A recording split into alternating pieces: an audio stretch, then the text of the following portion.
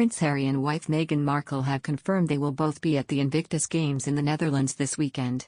It will be the pair's first international trip together since they quit as senior royals and moved to California to carve out new lives together with their children Archie and Lilibet. The couple's decision to attend the event in The Hague has been blasted by palace insiders after Harry claimed it was too dangerous to travel to the UK. They did not attend last month's memorial service for the late Prince Philip, and Harry is currently locked in a legal battle with the UK government over a decision to downgrade his security.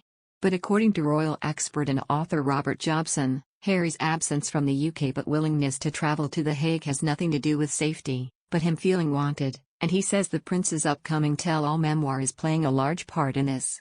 He told, "In The Hague he will be feted." His brothers and sisters in arms, past and present, rightly praised the Afghanistan veteran for giving back to the armed forces and not forgetting them. Back in the UK, particularly with his own family, his pending book means he has not cut the same slack. His tome is likely to tackle his tricky relationship with the Duchess of Cornwall, who was confirmed as the future Queen Consort in February by our Queen and is probably the real reason he is staying away. Can you imagine how excruciating it would be over dinner if somebody was to ask what's in the soon-to-be-published Random House book about them? With Harry and Meghan being so close to the royals when they make the trip to the Netherlands, could the couple make the trip to at least see the Queen, who will celebrate her 96th birthday in the same week as the Games?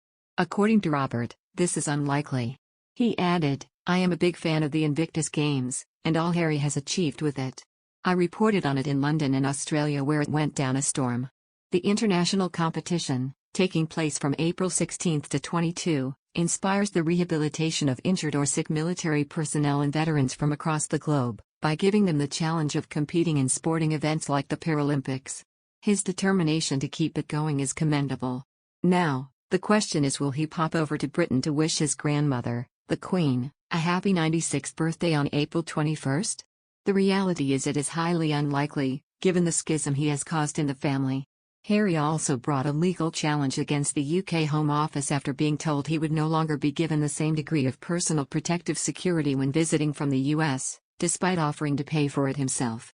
The royal, who now lives at Montecito, California, with Meghan, 40, and their children Archie and Lilibet, claimed he wanted to bring them to visit from across the Atlantic, but does not feel safe when visiting under the current security arrangements. Surely, this is just another excuse? Is The Hague any less safer than Westminster Abbey for his grandfather Philip's service of Thanksgiving, where the Queen led her family and the crowned heads of Europe in tribute to her late husband? Meanwhile, some are holding out hope that Harry will eventually bring Meghan, Archie and Lilibet to the UK to join in with the Queen's Platinum Jubilee celebrations in the summer. But in Robert's view, he cannot see the family even returning to the UK for that. He explained, "I cannot see Harry coming back to the UK this year, despite the Queen's Platinum Jubilee celebrations in June. How can he possibly face his family knowing what he has written about them in that book? It is his account, and for the money he has been paid it has to take no prisoners. It will no doubt cause a lot of pain and damage, some of which may never heal." Remember, putting the fallout of Oprah and that interview aside, the worst of what he will say about his own family is yet to come. His father, Charles, after being on the receiving end of rants from his youngest son, is barely on speaking terms. William, too, has little to say to his brother these days, either. Who can blame them? Harry's loyalties lie elsewhere these days. He doesn't really care what the British public think of him. He has moved on, perhaps, so too should we. On the other hand, discussing the Duke of Sussex's upcoming return to Europe, Mr. Wright said, "First time in 2 years and immediately everyone is going, why wasn't he at Philip's memorial?" All I would say is if he knew Prince Andrew was going to walk his grandmother down the line, maybe that's why he didn't want to go to the memorial. I wouldn't want to go to the memorial under circumstances such as that.